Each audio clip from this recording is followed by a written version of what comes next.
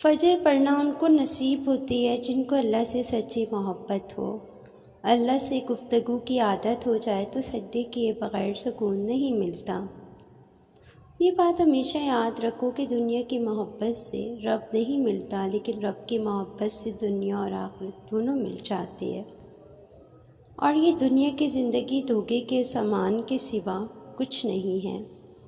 हर राह, हर दरवाज़ा आप पर बंद हो सकता है, मगर रब के दर का दरवाज़ा आप पर कभी बंद नहीं हो सकता।